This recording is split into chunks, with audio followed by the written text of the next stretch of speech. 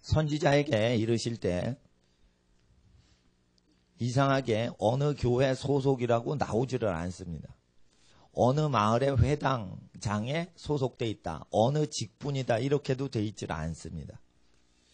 누구의 아들이다 이러면서 나옵니다. 에스겔을 제사장 부시의 아들 에스겔에게 말씀이 임하니라. 결국 하나님께서는 집안을 통하여 말씀이 예비되는 길을 예비하신다는 것입니다. 그래서 하나님께서는 교회로 무너진 집안들을 회복시키시지만 마지막 때의 완성은, 마지막 때의 위대한 일은 각 가정별로 하시려고 하는 뜻이 있는 것입니다. 사울이 유대사회는 다 성전과 회당에서 하나님을 섬기는 사회입니다. 그런데 다윗, 이 사람이 누구냐 할 때 이새의 아들 다윗입니다. 다윗은 유다 지파고 레위 지파는 아닙니다. 성소에서 하나님을 섬기는 레위 지파는 아니지만 유다 지파 다윗은 하나님의 위대한 일을 예비했던 그러한 사람이었는데, 이새가 하나님을 경외하던, 하나님을 경배하던 사람이었습니다. 이새는 삶에서 하나님을 경배하던 사람이었습니다. 그럴 때 그 이새의 아들로 등장을 합니다. 이사야 11장에 보면 아브라함의 자손의 뿌리에서라고 안 하고 이새의 뿌리에서, 이새의 줄기에, 이렇게 이새의 이름이 나옵니다. 왜 메시아가 이새의 후손으로 오신다라고 얘기를 했을까요? 왜 다윗의 후손이라고 안 하시고 왜 이사야서 11장에 이새의 후손이라고 했을까요? 믿음의 조상 다윗은 그냥 만들어진 게 아니라 이새의 인생으로 양육을 했기 때문입니다. 그래서 우리가 완전하진 않지만 완전하지 않은 우리 각자, 여러분 귀한 한 분 한 분의 인생을 통하여 위대한 하나님의 후손들이 예비되는데, 후손에게 반드시 전해야 될 언약이 있습니다. 그것은 인간이 먹을 수 없도록 모든 미생물들과 미물들과 모든 존재들이 인간의 먹을 것을 다 먹어치우는 날이 온다 예언을 하셨습니다. 이런 일이 역사상 있었느냐? 없었다. 그래서 무엇입니까? 창세 이래로 없었던 환란이 올 때 인간이 먹을 식량이 싹 없어진다는 것입니다. 그래서 이것을 계속 후대에게 증거하라. 사람들이 그렇게 얘기를 합니다. 발전을 하면 할수록 굶는 일은 없을 것입니다. 이렇게 얘기합니다. 전 세계 60억 인구 중에 현재 30억이 굶고 있습니다. 수백만 명이 계속 죽어갑니다. 하루에도 얼마나 많이 죽어가는지 모릅니다. 그러나 죽어가진 않지만 하루에 세 끼를 다 먹지 못하고 하루에 매일 굶주림을 느끼는 백성이 30억입니다. 그런데 재미난 것은 미국의 농산물, 한 해에 소출되는 농산물만 갖고도 120억 명이 1년에 먹을 양식이 미국 땅에서만 지금 생산되고 있습니다. 미국 땅에서 농사되는 쌀과 밀과 각종 농산물들과 과일과 채소들로 인하여 120억 명이 1년 동안 살 수 있답니다. 그러면 현재 인구가 2배로 돼도 미국 땅만 농사를 져도 다 먹고 살죠. 근데 왜 60억인데 30억이 굶어 죽습니까? 게다가 미국만 농사 짓는 게 아닙니다. 아르헨티나 농사 짓죠? 호주 농사 짓죠? 그리고 뭐 큰 국가들 농사 많이 짓는 국가 굉장히 많죠. 프랑스의 농업 1년 생산량, 한 해 동안 프랑스 생산량, 농업 생산량만 따져도 유럽의 전 인구가 먹고 삽니다. 1년 동안. 그럼 프랑스 한 국가만 농업 생산국이 되면은 모든 국가들이 다 먹고 살죠. 그래서 식량 걱정이 없을 것 같습니다. 근데 식량이 자꾸만 부족해 갑니다. 사람들은 식량 걱정을 합니다. 성경에는 식량 전쟁이 온다. 식량 때문에 큰 일이 일어난다. 경고를 합니다. 조금만 문제가 있어도 전쟁이 일어납니다. 나일강 상류에는 수단이 있습니다. 나일강 하류에는 이집트가 있습니다.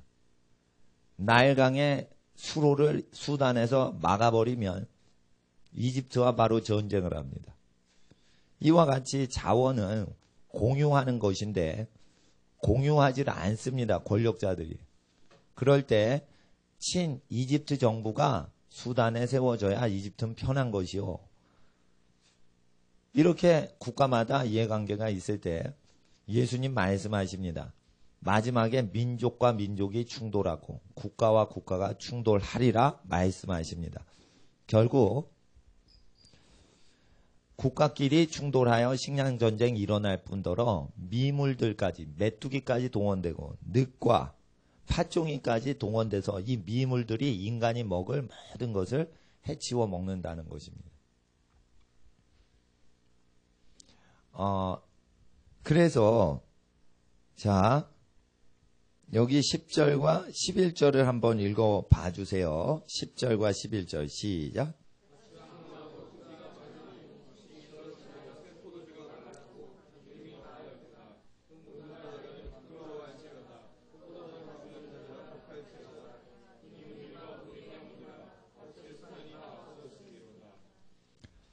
그래서 요엘서를 잘 아시는 분은 요엘서가 성령 받는 장이 아니고 대부분이 기근장인 것을 알 수 있어요.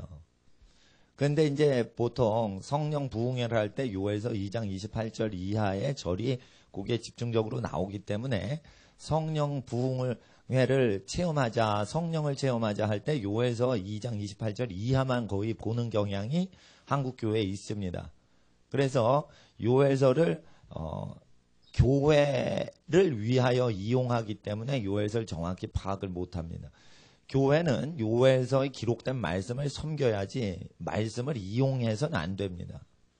말씀을 섬기면 말씀을 이용할 때보다 더 큰 유익을 얻습니다. 그러나 말씀을 이용하면 이용할 때 혜택은 오지만 재앙이 올 때 말씀을 이용한 사람들은 그 재앙에서 벗어나질 못합니다.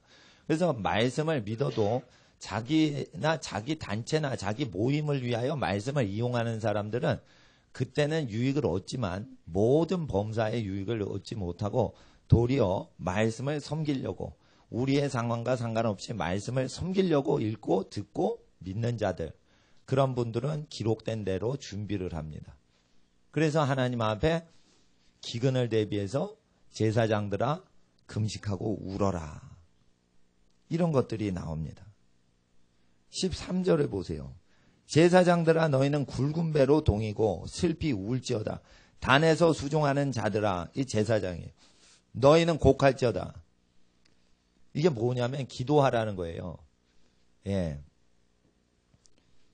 내 하나님께 수종드는 자들아 너희는 와서 굵은 배를 입고 밤이 맞도록 누울지어다. 이는 소재와 전제를 너희 하나님 전에 드리지 못함이로다. 자, 말세 옵니다. 근데 어느 정도 오냐면 하나님을 예배하는 자들이 식량이 다 떨어져서 하나님께 바칠 곡물도 사라지는 시대가 온다는 거예요. 보통은 이게 불신자인가 이래가지고 이렇게 쭉 앞부분을 읽습니다. 근데 불신자가 아니라 기신자입니다. 그래서 기존 신자들 대상으로 하는데 기존 신자 정도가 아니라 교회 뭐든 선교 활동하는 뭐든 구제 활동, 가난한 사람한테 쌀을 나눠주는 사람들의 모든 쌀독까지 없어지는 기근이 오는데 미생물들이 다 와가지고 그걸 다 잡아먹는 거예요. 그래서 끝에는 아마겟돈이라는 지역으로 새들을 천사들이 부릅니다. 말들과 장군과 임금들의 고기를 먹어라, 이렇게 돼 있습니다. 그렇게 돼 있을 때 왜 새들이 곡식을 쪼아 먹어야지 왜 사람 말고기를 뜯어 먹으려고 옵니까? 피곤한 겁니다. 참 보세요. 새들이 고기를 뜯어 먹는다. 이건 피곤한 겁니다. 새들은 원래 곡물을 먹어야지 잘 발육이 되는 겁니다. 왜 그럴까요? 수년 동안 비가 내리지 않고 곡물은 다 마르거나 불에 탔기 때문에 먹을 것이 아무것도 없고 곡물이 없습니다. 현재 북한 땅에 가면 여러분 새를 구경할 수가 없지요. 북한 40번을 왔다 갔다 하는 분이 새를 본 적이 없어요. 새를 사람이 다 잡아먹었어요. 새가 먹을 수 있는 곡물 자체가 없어요. 지렁이 자체가 살질 못해요. 지령을 다 빨아먹었기 때문에 없어요. 그래서 비료를 주면은 그 해만 농사 가지고 다음엔 또 기운을 잃어버려요. 땅이 완전히 피폐가 되세요. 겉으로 볼 때 땅이 안 좋은 땅 정도가 아니라 영양분이 다 없어졌어요. 지금 재앙이 오지도 않았는데 북한 땅이 그럽니다. 근데 북한 땅 같은 현상들이 전 세계에 이제 온다는 것입니다. 예. 그리고 평양에서 개성 쪽으로 가는 고속도로는 평양에서 개성 간 고속도로는 북한에서 가장 좋은 고속도로입니다. 근데 굉장히 울퉁불퉁합니다. 가다가 소를 봤습니다. 이 차창으로 소를 봤습니다. 굉장히 거리가 먼데 소 갈빗대가 드러난 것을 정확히 제 눈으로 다 볼 수가 있었습니다. 소가 그렇게 다이어트를 하고 싶어서 한 게 아니라 아마 먹을 풀이 없기 때문에 그렇게 멀리 차창으로 멀리 달려가는 차에서도 송아지가 아니라 다 큰 소인데 갈비뼈가 이렇게 여러 개가 있는데 세보진 않았지만 잘 보면은 셀 수 있을 만큼 그렇게 소가 앙상하게 굶고 있었습니다. 그런 걸 볼 때 이게 말세가 아닌데 왜 이런가 이런 걸 봅니다. 소도 먹을 게 없을 정도로 되니 새가 안 보이는 거 상당히 이해가 되는 겁니다. 그런데 평양 시내에 갔는데 소년궁전이라는 곳에 단체를 초대했습니다. 거기에는 세계적인 오케스트라와 심포니 연주를 하는 장소입니다. 갔더니 세종문화회관이나 예술의 전당하고 똑같이 합니다. 턱시도나 이런 거 다 입고 다 나옵니다. 바이올린, 첼로, 뭐 이렇게 팀판이 이래가지고 각양에 엄청난 아름다운 악기들과 최고급 무대와 객석들로 가득 차 있습니다. 거기 40번 왔다 갔다 하신 분께서 NGO 본부장 하시는 분께서 40번 왔다 갔다 하는데 이 모임에 초빙받은 건 처음이래요. 근데 저는 처음 갔는데 거길 간 거예요. 옆에 평양 시민들이 이렇게 격리되지 않고 같이 저희랑 앉았어요. 그러니까 우리가 남한에서 왔는지 모를 거예요. 평양 시민들은 좀 잘 먹거든요. 잘 살거든요. 근데 이제 한편으로 가면 거의 오두막에서 다 살고 시골은 평양에 오면 굉장히 잘 삽니다. 미국은 잘 삽니다. 프랑스 굶지 않습니다. 근데 전 세계 사람 굶죠. 평양은 굶지 않는 사람이 많이 있는데 시골 가니까 다 굶죠. 이것은 식량 문제가 아니라는 것입니다. 반드시 아셔야 되는 건 기근이 오는 것은 식량 문제가 아니라는 것입니다. 그것은 사람의 탐욕의 문제요. 사람의 탐욕이 없어도 가난히 한 것은 모세의 율법을 잃어버리고 경제 공의를 잃어버리기 때문에 사람은 착할지언정 사회제도가 하나님 법을 멀리하기 때문에 가난이 오는 것입니다. 이것을 예비해야 되는 것입니다. 그럴 때 금식하라. 마음을 찢고 하나님 앞에 기도하라. 이것이 요에서의 주 목적인 것입니다. 2장 28절을 보세요.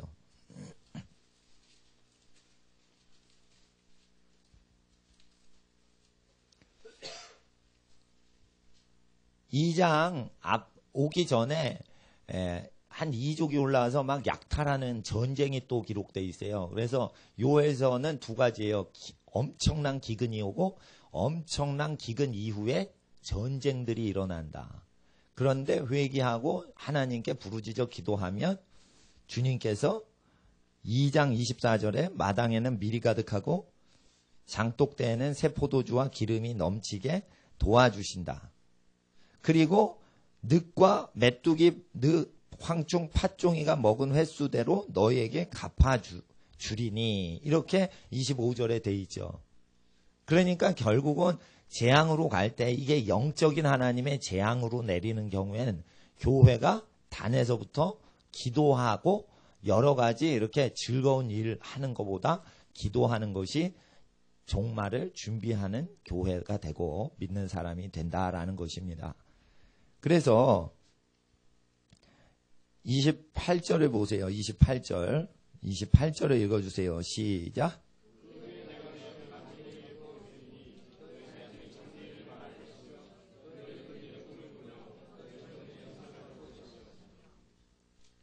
무슨 후에요? 기도해서 하나님의 뜻을 돌이키고 하나님의 뜻대로 거역한 걸 회개하고 그리고 가난이 왜 왔는지 전쟁이 왜 왔는지 여호와의 뜻을 기억하고 회개를 하면 성령이 온다는 뜻이에요. 그러니까 뭐냐면 말세에 부흥회를 하면 성령이 온다는 뜻이 아니에요. 이게 무언가 하나님의 공의를 뒤튼 게 국가적으로 있으면 회개를 하고 교회적으로 하나님 앞에 잘못한 게 있으면 회개를 하고 가정적으로 우상숭배한 것이 있으면 회개를 하고 가난한 사람 것을 착취한 게 있으면 회개를 하고 이렇게 회개를 한 이후에 여기에는 경제적인 죄를 회개하는 것이 대부분이 차지합니다.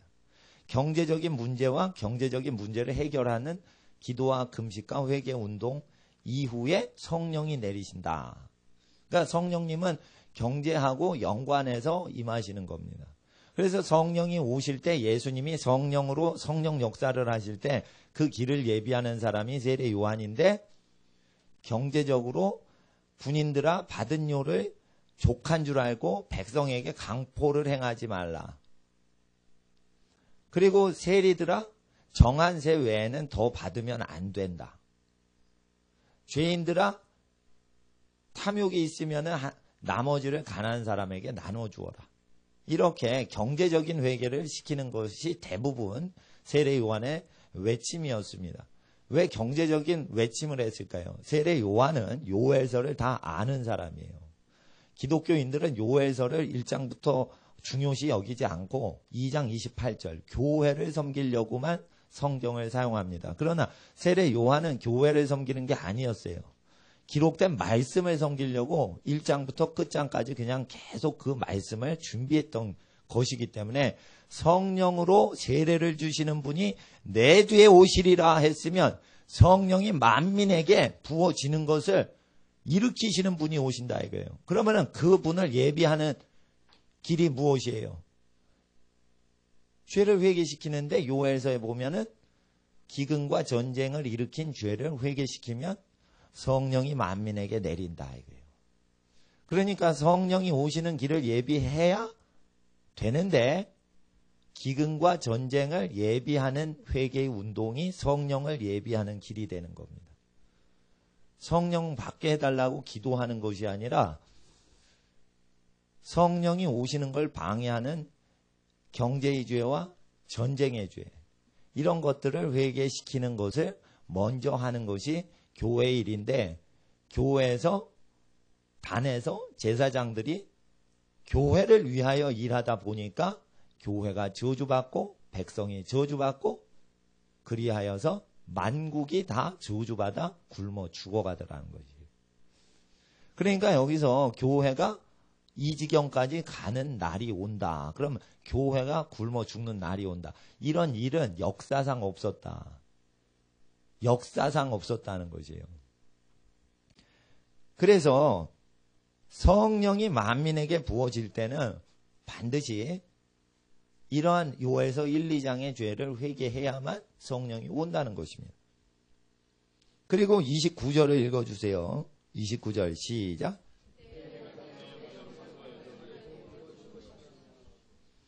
28절에 나오는 자녀들이 성령받아 장래일을 말하는 것이 있고요. 29절은 내 남종과 여종에게 성령을 부어주어 하나님의 신을 부어주어서 예언하는 게 있어요.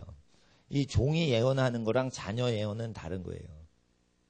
자녀에게 모든 자녀에게 성령을 부어주셔서 장래일을 말하십니다. 그래서 자기 자신의 인생을 하나님이 인도해 주시는 것을 체험하라는 뜻입니다. 그러나 남종과 여종이 있습니다. 이런 사람들은 열방에 가거나 또는 도시에 가서 그 도시의 멸망을 예언을 합니다. 그 국가가 어떤 재앙을 맞게 되는지 예언을 하게 됩니다. 기근이 올 것이다. 그리고 전쟁이 올 것이다. 예언을 합니다. 그런 사람 중에는 남자 사역자도 있고 여자 사역자도 있다는 거예요. 이 신약 성경 일부 성경 잘못 이해해서 여자는 잠잠하라 이래가지고 여자는 예언을 못한다. 여선지자는 없다. 이렇게 하는 분이 있는데 여선지자 있고요. 여자 사역자 하나님이 세우세요. 거기서 나오는 것은 집에 가서 남편한테 물어보고 남편과 화합하면서 예언 사역하라. 그러니까 남편한테 묻지 않고 막 사역하고 부부끼리 그 집안을 세우지 않고 교회에서 교회를 세우려고 하는 사람들은 잠잠하고 집안을 먼저 세우고 남편 권위에 거하면서 하나님 일을 해라. 이거 모르면 아무것도 모르는 사람들이다. 이렇게 책망할 때 내용이지 여자는 스카치 테이프로 입을 붙여라. 이런 뜻이 아니에요. 근데 일부 교단에서는 여자는 아무것도 못하게 하는 일부 교단이 있어요. 그 고린도전서 14장이나 그 뒤에 나오는 디모데 전후서 보면은 그 교회에서 가르치는 내용이 있는데 그걸 너무 우주 만물법으로 적용을 해버린 거예요. 그런 게 아니에요. 오히려 말을 여자가 더 잘하십니다. 근데 여자 말하지 말라는 게 아니라 가정을 세우지도 않으면서 막 얘기하는 사람들이 교회 문제 일으키니까 남편한테 가서 그거를 남편 권위에 거하면서 예언자는 예언 사역해라 이런 뜻입니다. 또 예언을 하는 사람들한테 얘기한 거예요. 예언 못하는 사람한테 얘기한 게 아니에요. 여기서 여종들이 예언을 합니다. 마지막 때는 남자 종들과 여자 종들이 일어나서 열방과 민족과 각 도시에 예언을 하게 됩니다. 예언을 하게 될 때 성령 받으세요. 교회가 잘 됩니다. 집안이 복받아 부자 됩니다. 무슨 사업을 하세요? 주식이 뛸 겁니다. 뭐 주식 사지 마세요. 주식이 하락하는 종목입니다. 이렇게 예언하는 사역이 아니라 그 뒤에 보시면 온 땅에 재앙이 일어날 걸 예언한다 이거예요. 30절을 보세요. 30절 시작.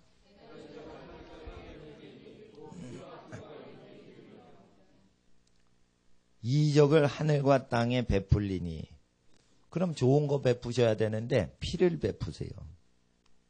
달이 핏빛같이 변해요. 31절 보면 달이 핏빛같이 변해요. 사람이요 달 날아가서요 페인트 칠을 할 수가 없어요. 그럼 뭐예요? 이게 이적이란 말이에요. 앞으로 쭉 가다가 사람을 많이 죽이죠. 그럼 달이 빨갛게 변합니다. 달은 해를 비치는 증인이에요. 하나님의 말씀을 쫙 증거하는데 전 세계 기독교인을 다 죽여버리는 그 참혹한 환란의 때가 오면 달이요 어두운 밤 가운데 그래도 빛을 반사하는 증인인 달이 해를 직접 보는 달이죠. 달은 해를 직접 보고 지구에선 해를 못 봐요. 그때 직접 해를 보고 있는 달이 빛을 전달해 주는 거예요. 그와 같이 어두운 세상 사람 하나님을 못 봐요. 그런데 하나님을 보고 그 얼굴낯을 구하고 예배드리는 자들이 복음을 증거할 때 복음 증거자를 전 세계적으로 막 죽여요. 왜 죽이냐? 모든 종교가 하나로 통합되는데 유별나게 우상 숭배하지 말라 외치면은 종교단체들이 진짜 하나님만 섬기는 자를 왕따를 시켜요. 그리고 정치인들이 그 왕따된 기독교인들을 죽인단 말이죠. 그때 이제 달이 핏빛같이 되고요. 해가요. 총당같이 검어져요. 그래서 해가 어두워져요. 계시록에 말꼬리 총담같이 어두워진다. 새까맣게 된다. 그건 뭐냐면 인류의 하나님께서 일반 은총을 거둬가시는 거예요. 불신자라도 일반 은총 주시는 게 있어요. 만물에 호흡을 주시는 건 하나님이세요. 불신자라도 누가 호흡을 주세요? 불신자 심장을 하나님이 지금도 뛰게 해주시는 거예요. 불신자가 자기 심장을 펌프질하는 게 아니에요. 엄마 아빠의 사랑은 하나님이 만물 속에 내려서 엄마 아빠에게 그 사랑스러워하는 마음을 주시는 거예요. 그러니까 사실 부모님이 갓난아기 사랑하는 것은 하나님을 체험하고 있는 현상이지 자기 사랑이 아니에요. 근데 사람들이 엄마 아빠 사랑이라고 그러죠. 그게 원래 하나님을 엄마 아빠가 지금 체험하고 있는 현상을 얘기하는 거예요. 그래서 엄마 아빠 역할을 하시면은 하나님 아버지께서 만물을 낳고 돌보시는 체험을 하기 때문에 하나님의 형상으로 돼가는 것이죠. 그런데 나중에는 하나님이 해를 어둡게 하실 때 만물 가운데 있는 일반 은총을 다 걷어가 버려요. 그러면은 선지서에 때가 오는데 자기 새끼를 식인종같이 잡아먹는 시대가 온대요. 그렇게 된다고 돼 있어요. 그러니까 일반 은총을 다 인간에게 하나님이 베푸셨던 모든 것을 다 빼가세요. 그야말로 생지옥이 돼버려요. 지옥 가서 지옥 보는 게 아니라 이 온 땅이 지옥 같은 세상이 돼버려요. 그래서 그 재앙을 창세로부터 경험한 적이 없는 대환란이 온다 이렇게 얘기하셨어요. 그래서 우리 세대에 그것을 겪지 않아도 이걸 어린 세대에 자꾸만 전달하라고 명령을 하시는 거예요. 그럴 때 성령이 오시면 이적을 베푸시는데 피를 증거하시고 불을 증거하시고 연기 기둥을 증거하시는데 불은 뭐냐면 성령 불이면 좋을 것 같아요. 성령이 오시면 예수 피를 증거하시고 성령이 오시면 성령의 불을 증거하시고 성령이 오시면 성령의 연기와 같이 구름이 빛난 구름이 쫙 변화산에 덮지요. 구름 속에서 음성이 나요. 그 구름이 연기예요. 성령의 연기. 솔로몬이 성전에 들어가면 연기가 하나님의 영광으로 연기와 같이 가득 차더라. 그게 성령의 임재예요. 성령의 권능이 임하셨는데 그 구름 같다 이거예요. 구름 속에 베드로와 요한과 야고보가 들어가면 초막셋을 짓고 자기도 모르는 말을 막 하더라 이게. 그래서 성령이 오시면 예수 피와 예수 불, 성령의 불과 그리고 예수의 영광의 구름 속에 임재의 그 체험을 증거하시면서 동시에 세상에 피가 흘려질 것이며 세상에 불과 같은 전쟁들이 터질 것이며 세상에 불이 터질 때 버섯 구름과 같이 사람을 죽이는 연기가 사람을 죽이더라 이게요. 그래서 마지막 날에 6째 나팔이 불어질 때 사람 3분의 1을 죽일 때 불과 무슨 연기와 유황이 그냥 사람 그냥 죽여버리더라 이게요. 그러니까 뭐 그 연월일시 1시간 동안 그렇게 죽여버리니까 그 시간에 죽여버리니까 핵전쟁 같아요. 전 세계 3분의 1이 한순간에 죽어버리는 사건이 온다고 돼 있으니까 핵전쟁이라고 다 봐요, 그걸. 그럴 때, 현 시대는 더 이상 핵무기가 첨단 기술이 아닙니다. 미국 프린스턴대 대학생이 20대 초반의 아이가 원자탄을 실제, 원자탄 만드는 거 미국 펜타곤의 국가기밀이에요. 대학교 교수들이 그 원자탄 만드는 걸 원자력 공학 전공한 박사 교수가 가르쳐주면 체포를 해버려요. 자기가 원자탄 만드는 전문가라도 대학교 강단에서 원자력학과 공학과 애들한테 가르쳐주면 체포를 하는 게 미국 법이에요. 그래서 알아도 못 가르치게 돼 있어요. 가르친 적도 없어요. 근데 이제 원자탄 어디서 만들어지게 됐냐면 아인슈타인이 유럽에서 그 이론을 얘기했는데 아인슈타인과 페르미의 물리 이론을 응용해서 오펜하이머 박사가 폭탄을 만들었어요. 그래가지고 아인슈타인이 죽을 때까지 55년도까지 프린스턴 대학 교수로 있으면서 미국으로 망명했죠. 죽지 않으려고 이제 히틀러가 아인슈타인 죽이라고 하니까 이제 도망쳐 왔는데 자기가 개발한 이론 갖고 핵무기를 만들어 버리니까 미국 정부에 대항해서 막 반대 운동을 했던 사람이 아인슈타인 박사예요. 그 사람이 프린스턴대에서 있다가 55년도에 죽는데 프린스턴 대학에서는 원자탄 만드는 거 안 가르칩니다. 근데 학생이 이렇게 공부를 하다가 자기 혼자 그걸 알아냈어요. 그러니까 보통 대학생들도 알아내요. 연구를 하면. 그 정도로 지식이요. 이게 사람 죽이는 지식이요. 그냥 확산이 돼가요. 결국은 하나님 앞에서 어떤 강대국이 지식을 완전히 통제할 수가 없는 시대가 옵니다. 옛날엔 국영방송국만 딱 점령하면 국민들을 통제할 수 있었어요. 언론 통제. 지금은 인터넷이 돼버렸기 때문에 아무도 통제를 못합니다.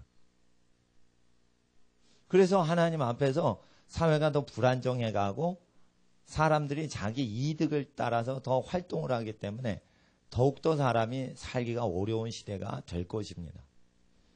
그럴 때 하나님 앞에서 우리가 기도하고 이런 시대가 올 때 기록된 말씀을 벗어나지 않고 살아가는 게 중요한 것입니다. 말세 때는 하나님의 말씀을 함부로 사용하여서 스스로 멸망에 이르는 자가 많습니다. 그러면 우리가 이 시간에 고린도전서 우리가 말세에 바울이 했던 말에 대해서 잠깐 공부하겠습니다. 7장 19절을 한번 읽어봐 주시겠어요? 이게 7장에는요. 결혼하지 말라 뭐 이런 구절들이 나오는 장이에요. 그럴 때 이걸 왜 가르치냐면 임박한 환난을 피하기 위해서 결혼하지 말라 이런 내용이 나와요. 그래서 역사적으로 실제 고린도 지역에서 요 시대 이후에 재앙이 크게 핍박이 일어났던 지역이에요. 그러니까 요즘은 그리스 지역, 유럽 여행 가시면 고린도 지역 가면은 재앙이 일어나는 거 구경하지 못하고 그냥 관광지지만 당시에는 여기 로마 제국의 영토였기 때문에 예수 믿는 자를 막 학살하는 사건들이 일어났던 지역이에요. 그 학살이 일어나기 전에 바울이 얘기하는 것이에요. 가족이 있으면은 그 환난과 학살당하는 걸 피하지 못하니까 그걸 예언을 하는 건데 이것을 잘못 이해하시면은 결혼을 하는 건 안 좋다 이런 걸로 일반 원칙으로 또 이해를 하시면 안 돼요. 고린도 전서는 교회가 예수님 믿다가 쭉 생활하다가 부작용을 일으키는 것을 얘기하는 것이 집중적으로 있는 거기 때문에 그걸 잘 공부를 하셔야 이해를 하지 이거를 일반 구원론으로 받아버리면 이상하게 돼버려요. 예. 여자는 아무 소리 하지 말아라. 막 이런 식으로 돼서, 예. 성경 공부도 못 가르쳐요. 어린애들. 막 이럴 정도로, 예. 뭐 그런 식으로 하는 교회도 있어요. 아주 보수적으로 한다 이러는데. 그 보수적으로 하는 게 아니라 무식하게 하는 거예요. 성경 말씀을 가르쳐야 되는 거예요. 자녀들한테. 여기 보시면 19절을 한번 읽어주세요. 19절 시작.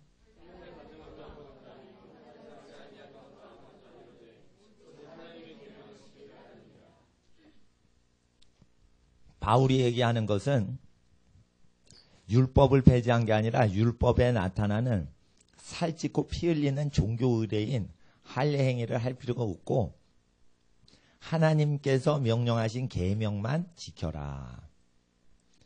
여기 이 당시에는 신약 성경이 완간되지 않았어요. 예수 그리스도의 복음서에서 증거하시는 내용이 전달됐고요. 구약 성경만 있었어요. 그리스 지역이기 때문에 또 70인경이라고 해서 헬라어, 당시의 국제 언어인 헬라어로 히브리 성경, 구약 성경이 번역이 돼 있어요. 그래서 성경 말씀 기록된 계명을 지켜라 하는 것이에요. 그래서 구약을 폐지하는 게 아니에요. 요거 19절 잘 이해를 하셔야 돼요. 요걸 이해를 안 하시면 죄를 지어도 예수 영접만 하면은 천당 간다 이렇게 잘못 이해를 해요. 25절에 보시면 처녀에게 대하여 내가 주께 받은 계명이 없으되 주의 자비하심을 받아서 충성된 자가 되어 의견을 고하노니 내 생각에는 이것이 좋으니 26절 읽어주세요. 시작.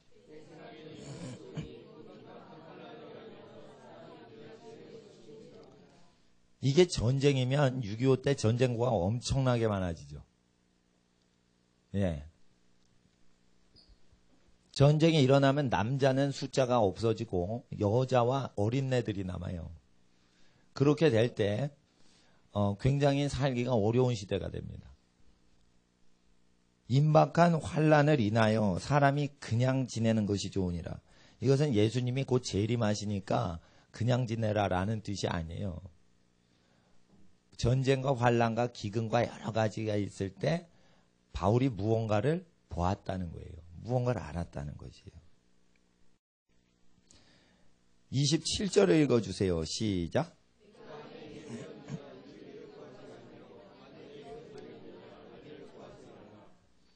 환란이 임박하면 결혼한 사람은 그냥 결혼한 상태로 지내고 결혼을 안 했으면 결혼을 하려고 막 하지 말라. 그냥 지내라. 이런 뜻이에요. 그러니까 이거는 결혼은 폐지됐다. 필요 없다. 결혼을 하면 안 된다. 이런 뜻이 아니라 환란을 대비해서 말씀하시는 겁니다. 그래서 기존에 돌보고 있는 식구라도 잘 돌봐라. 이 뜻이에요. 기존에 챙기고 있는 사람이라도 열심히 잘 챙겨라. 이 뜻이에요. 그래서 우리가 하나님이 이 말씀을 주실 때는 재앙이 올 때를 대비시키는 것이에요. FTA, 자유무역 협정을 하는데, 딴 거는 협정을 해도 돼요. 그러나, 식량을 미국한테 다 맡기고, 여기선 자동차 만들고, 이렇게 하면은 나라 팔아먹는 겁니다. 왜냐하면, 전쟁 역사를 공부하면요, 전쟁이 일어날 때는 어느 국가도 식량을 수출하는 국가가 있었어요, 없었어요? 없었습니다. 전쟁이 국지전이라도 일어나면 식량 수출 금지시켜버려요. 하다못해 일본에 쓰나미 나타나죠. 그때까지도 괜찮아요. 근데 원자력 발전소가 후쿠시마가 원자력 발전소 방사선 노출되니까 일본 농산물 다 폐지시키는데 우리나라만 그거 뒤늦게 반응하죠. 다른 국가 전부 일본 채소 못 들어오게 해버려요. 일본 생선 못 들어오게 해버렸어요. 전쟁이 난 것도 아닌데 그 정도로 보건복지부에서 그렇게 신경 쓴단 말이에요. 그럼 전쟁이 나면은 식량을 수출할까요? 전쟁 날 때 식량을 수출했던 국가는 인류 역사상 한 국가도 없습니다. 전쟁은 점점 많아질 것이라는 것을 우리 모두가 압니다. 식량을 왜 트레이드를 합니까? 농토를 없애버리면 전쟁이 날 때, 전쟁이 안 날 때는 필요 없는 게 참으로 농지예요.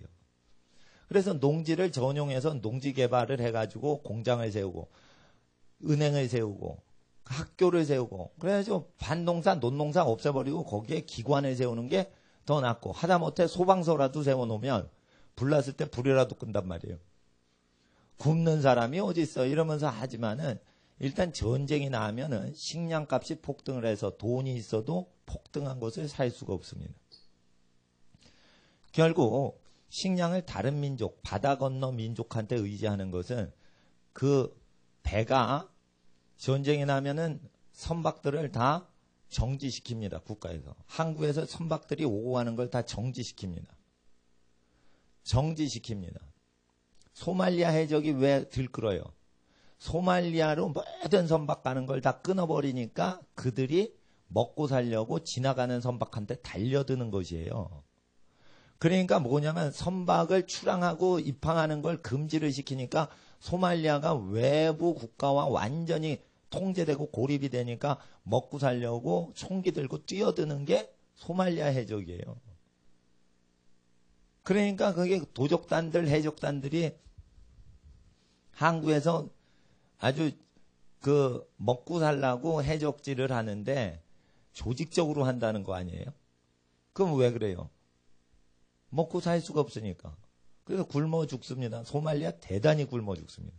굉장히 많이 굶어 죽습니다. 그런데 외국 국가들이 소말리아에 자본 투자한 게 없습니다. 소말리아에서 다 철수했습니다. 그래서 소말리아 국가가 다 굶어 죽어도 끼어들지도 않고 해적이 들끓어도 신경을 안 쓰는 이유예요. 돈이 거기 투자된 게 없어요. 근데 쿠웨이트 같은 데는 투자가 많이 돼서 이라크가 쿠웨이트 침공하면 미국이 가서 전쟁을 해요. 근데 소말리아에 뭐가 일어나면 전쟁 가서 안 해줘요. 철저하게 갈수록 민족과 민족이, 나라와 나라가 자기 국가 이익과 민족 이익을 챙깁니다. 그리고 민족을 높이면은 영웅 대접을 해주고 국가를 높이면 영웅 대접해줍니다. 이럴 때 민족주의, 국가주의로 가면 안 되고 하나님께서 모든 민족을 사랑하시기 때문에 우리가 중보기도를 해야 되는데 식량을 다른 민족에게 맡긴다는 것은 그 역사를 공부하는 사람에 의하면 굉장히 위험한 것입니다. 그러나 비즈니스를 하거나 회사를 운영했던 사람 눈에는 이 역사가 보이질 않습니다. 그래서 무역을 해서 돈을 많이 벌 생각으로 지금 자유무역을 하고 싶어 하는 거예요. 이게 상인 출신이 정치 지도자를 하면은 한계가 그게 나타나는 겁니다. 돈을 많이 벌려고 하는 게 국가 목적으로 생각이 되는 거예요. 전쟁이 나면 쌀은 돈을 아무리 줘도 팔질 않습니다. 역사를 다 공부를 하시면 그게 식량 통제령이 내려와요. 예. 심지어 민간인들 것까지 뺏어서 군인들 식량으로 가져갑니다. 어느 정도였냐면 나치는 독일 국민이 아닌 다른 민족이 독일 안에 살고 있었는데 그들 중에 좀 많이 있는 민족이 있었어요. 바로 유태인이었어요. 독일 안에 독일 게르만 민족은 아닌데 독일 국적을 갖고 살아요. 독일 국적을 갖고 살아요. 독일 사람 맞아요. 그런데 핏줄이 게르만 민족이 아니에요. 근데 이 사람들이 가난하면은 죽이질 않아요. 근데 가난한 집시족은 잡아 죽이지 않아요. 누구 잡아 죽여요? 유대인은 돈이 많아요. 유대인은 하나님의 성경을 읽었기 때문에 지혜가 있어요. 그래서 비즈니스를 할 때 구약 성경을 믿는 민족은 굶어 죽질 않아요. 그래서 어느 민족을 가도 유대인이 사업을 잘합니다. 그럴 때 유대인들 식량과 모든 물품을 전쟁 물자로 끌어들이고자 유대인을 다 가스실에 죽이는 거예요. 유대인을 미워해서가 아니에요. 유대인들이 갖고 있는 재산을 군수물자로 돌리기 위해서 죽인 거예요. 그래서 나치하고 유사한 정책을 하는 사람이 또 있습니다. 그 북쪽에 있는데 성군 정치를 한다고 그럽니다. 성군, 군이 먼저 인도한다. 그러면 뭐예요? 군대 먼저라는 거예요. 대우를. 그러면 식량이 부족해도 군대한테는 식량을 먼저 준다 이거예요. 그 나치가 독일 다스릴 때 그렇게 했었습니다. 예, 전쟁이 나면 군인 먼저입니다. 그래서 민간인도 굶어 죽을 수 있어요. 그런데 다른 민족한테 수출할 수 없습니다. 그래서 이것은 하나님 앞에서 전쟁이 일어날 때를 대비해서 지혜를 갖고 있어야 돼요. 요에서는 기근이 굉장히 심하게 나타나는데 그 기근이 어느 정도 일어나냐면 전쟁이 일어나서 기근이 든 민족이 기근이 덜 든 민족한테 뺏으러 온다. 이렇게 돼 있어요. 언어가 달라서 말이 통하지 않는 그런 민족이라고 했으니까 동족끼리 전쟁하는 것으로 돼 있질 않아요. 그래서 이런 재앙들이 일어날 것을 예수님 미리 하셨고 선포하셨고 요엘 선지자가 선포했고 바울은 이것을 알고 있었어요. 그래서 여기서 이 얘기를 하는 것입니다. 그래서 임박한 환난을 인하여 사람이 그냥 지내는 게 좋다. 그리고 29절과 30절을 보세요. 29절, 30절 시작.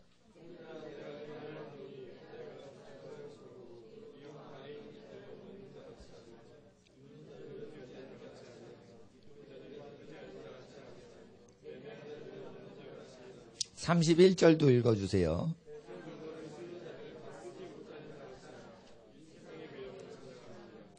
이거 왜 그러냐면 임박한 환난을 위해서예요. 그래서 자가용을 굴리시는 집은 재앙인 때가 오면은 자가용이 없어도 사실 수 있게 부자인데도 습관을 들이시라 이거예요. 별장이 있고 아주 재산이 많으신 여러 채 집이 있는 분들은 주택이 싹 없어져도 생존을 할 수 있게 준비를 하시라 이거예요. 그런 걸 얘기하시는 거예요. 예. 그리고 고급 음식점 있죠? 고급 음식점. 예. 고급 음식점. 보니까 유기농을 파는 것이 좀 비싼데요. 무농약이 더 비싸집니다. 이상하게. 무농약이 더 비쌉니다. 자연 그대로 갖다 주는 건데 더 비쌉니다. 그럴 때 유기농을 영리 목적으로 팔면 굉장히 비싸고요. 그냥 누가 옥상에서 뭐 상추 키워가지고 주시면 그냥 주시잖아요. 그거 유기농 아니에요. 예, 무공해. 근데 그냥 친정엄마가 상추 뜯어서 주시면 그냥 주시는데 상점 가는데 그 팔면은 그 농약 친 거보다 훨씬 상추가 더 비쌉니다. 이와 같이 비싸게 붙여가지고 계속 돈을 들이지 않고 그거를 활용하도록 집안과 집안의 연합과 하나 되고 서로 유무상통하는 그것을 강화시키는 것이 재앙이 오는 것을 예비하는 집안이고 사람이 서로 사랑하는 것을 이걸 해놓지 않으면은 재앙이 왔을 때 버티질 못합니다. 매매하는 자가 돼야만 되는 거예요. 매매하는 자가 없는 자 같이 하며 이건 뭐냐면 돈이 없어도 생존할 수 있게 하며 이 뜻이에요. 돈이 없으면 아무것도 못한다 이러면 위험한 거예요. 돈이 없어도 다 할 수 있는 것을 해놔야 돼요. 히틀러가 유럽에서 쳐들어가지 않은 나라 하나가 있습니다.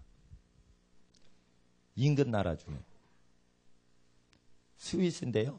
스위스는요. 알프스 산악 속에 굴을 다 파놨어요. 그래서 방공호를 계속 파놨어요. 그걸 왜 파놨냐? 스위스는 역사적으로 쌈박질을 잘하는 민족이었는데 스위스 지역의 알프스 지역의 산악민족이 모여서 스위스 연방을 이뤘어요. 그 민족들이 역사적으로 보면 수천 년 이상 전쟁을 해서 전쟁에서 진 적이 한두 번밖에 없어요. 그렇게 싸움을 잘해요. 근데 싸움을 잘하면서 준비해놨던 게 있어요. 계속 땅속에 굴을 파놨어요. 그래서 전 세계적으로 민방위 훈련 제일 준비 잘한 민족 국가 딱 하면 스위스죠. 전 세계 국가가 민방위 훈련 그 모델로 교육받으러 벤처마킹 할 때 스위스 가서 배워와요. 스위스 가서 배운단 말이에요. 우리나라도 민방위 훈련 대피소 어떻게 만드냐. 스위스 가서 배워와요. 미국도 그거 못 따라갑니다. 미국 가면은 별거 없습니다. 예. 대피소 시설 그거 별로 없어요. 어느 정도냐면 제가 살던 미국 아파트가 나무로 된 아파트예요. 2층이나 3층이에요. 토네이도가 이 회오리 바람이 오면 위험하니까 3층에 사시는 분은 1층으로 내려가세요. 이렇게만 얘기해요. 콘크리트 건물이 없거든요. 옆에. 그러니까 어떻게 토네이도가 센 토네이도는 1, 2, 3층 다 빨아가지만은 아주 강한 거 아니면은 2, 3층이 박살나고 1층은 남아 있거든요. 그러니까 2, 3층에 있는 고주민은 1층 집으로 대피하세요. 이 정도만 하지 스위스처럼 뭐 지하 몇 층까지 파고 막 이러질 않는단 말이에요. 독일 사람이 스위스 방공호를 잘 보니까 쳐들어가지 못한 거예요. 이와 같이 환란이 일어날 것을 대비해서 환란이 없을 때는 편안하지만 편안할 때 환란이 일어날 걸 대비해서 돈이 있어야만 사는 매매하는 자들은 매매하는 거 없이도 사는 자 같이 준비하고 이렇게 얘기하시는 거예요. 그래서 하나님 앞에서 자동차 있으신 분은 무슨 일이 일어나면 자동차가 없어도 가족들 사실 수 있게 훈련이 돼야 되며 이런 뜻입니다. 왜 이런 것을 가르치셨을까요? 그것은 예수님께서 분부하셨기 때문이에요.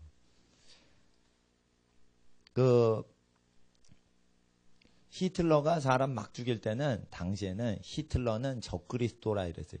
적그리스도가 맞긴 맞아요.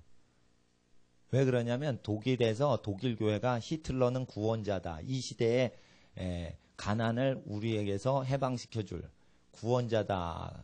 독일 교회가 다 그렇게 했어요.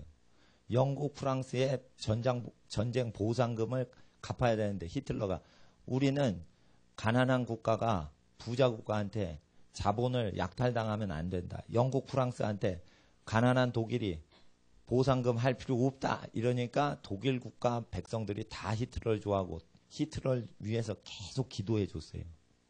근데 히틀러가 나중에 사람 다 잡아 죽이더라 이게. 마지막에 적그리스도는 하나님을 핑계대면서 나쁜 짓 하다가 하나님 대적자로 나와요. 그러니까 그 마지막에 하나님을 섬긴다 하는 곳에서 악이 나와요. 그냥 악의 축은요. 여러분 잘 아셔야 돼요. 북한이나 이란이 아니에요. 일만하게 뿌리는 돈 좋아하는 건데 돈을 제일 좋아하는 미국에서 시스템이 나와요.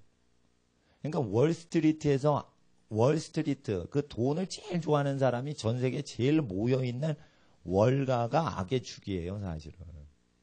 돈을 계속 좋아하면요. 이상한 짓을 해요. 예. 그래서 제가 미국 가서 미국에 있는 분한테 악의 축은 아마 그게 돈을 장악했는데 돈을 좋아하는 사람들이 많이 모여있는 장소에서 아마 일어나니 적그리스도 시스템은 아마 미국 시스템이 전 세계에 들어가면 적그리스도 시스템이 올 수 있습니다. 이랬더니 미국 사람들은요 전부 미국이요 기독교 국가로 생각을 하시는 분이 많아요. 근데 미국 시스템이요 표를 받으면 돈이 없어도 매매를 할 수 있게 그렇게 할 수 있는 시스템이 돼요. 그러기 때문에 조심해야 된다 이거예요. 그래서 미국은 전혀 이게 현찰을 내죠? 그럼 호텔에서 안 재워줘요. 당신 못 믿겠다 이거예요. 호텔에 있는 냉장고에 있는 거 먹고 튀면 어떡하냐 이거예요. 네가 밤중에 냉장고 갖고 가면 비치품 갖고 가면 어떡하냐. 못 믿겠다. 그래서 크레딧 카드가 있어야지 재워줘요. 아니면 수백 불 내래요. 예. 이와 같이 1대1로 거래를 못하게 합니다. 앞으로. 전부 은행을 끼고서 합니다. 수표를 내든지 크레딧 카드를 하든지. 1대1로 거래하는 거를 못하게 합니다. 왜 그럴까요? 기근이 점점 오면 국가가 가난해져요. 국가가 가난해지면 어떻게 할까요? 세금을 더 확실히 걷는 방법은. 대가족은 안 좋습니다. 핵가족 하세요. 이러면 어떻게 해요? 세 자녀가 있죠. 부모님이 있죠. 같이 살면 세금을 한 번 걷어가요. 그런데 세 자녀가 분가하죠. 부모님 따로 살죠. 가족이 네 가구가 됐죠.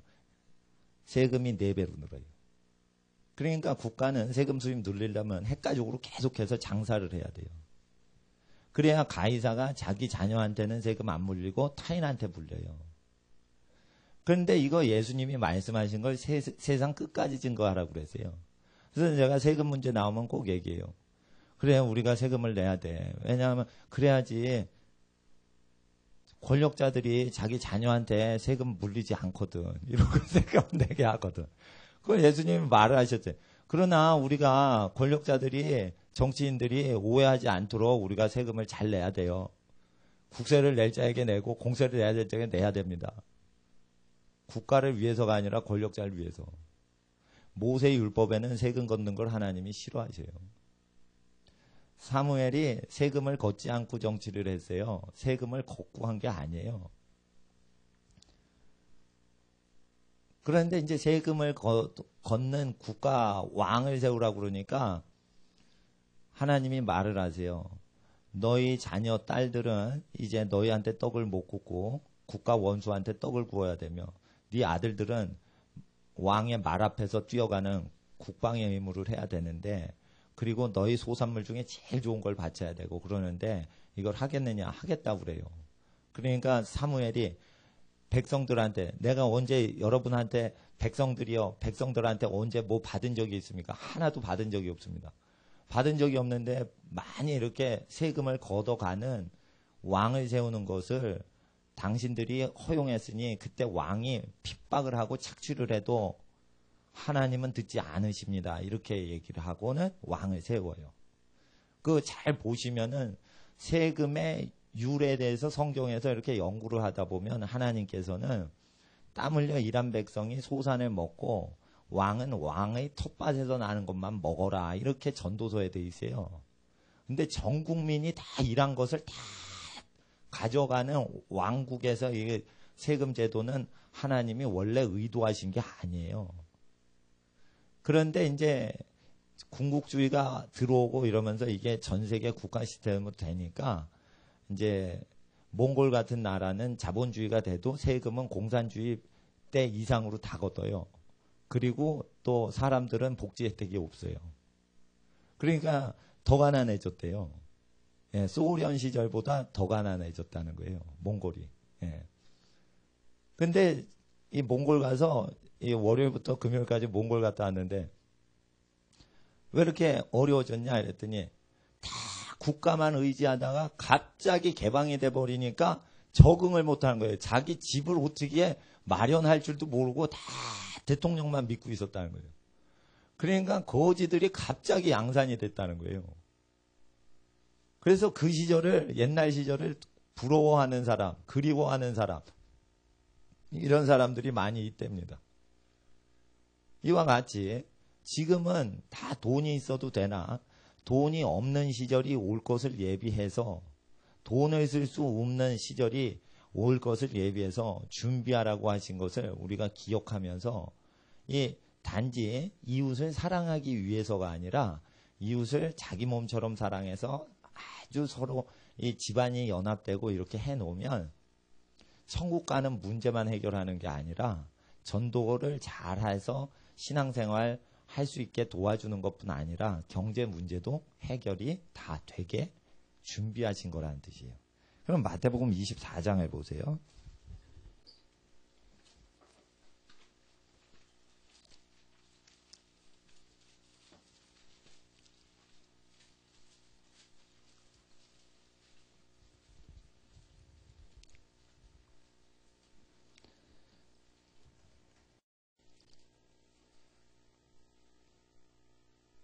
10절부터 14절.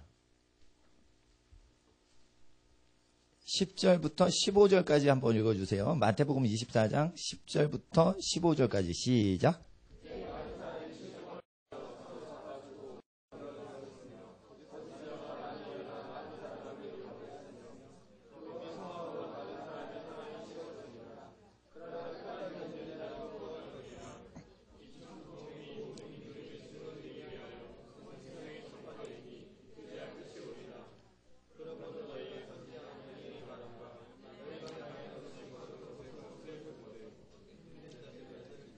예. 많은 사람들이 14절에 이 천국이 모든 민족에게 증거되기 위하여 온 세상에 전파되리니 그제야 끝이 오리라 할 때 끝이 와? 이야 좋은 세상 오나보다 이렇게만 생각하려고 해요. 그래서 일부 신학자 중에 예수님 재림하기 전에 1000년 동안 엄청난 복된 세상이 열린다라고 믿는 후천년주의자들이 일어나는 것은 천국 복음이 온 세상 끝까지 전파되면 그제야 끝이 와서 천국이 임한다 이런 식으로 해석하는 분이 있어요.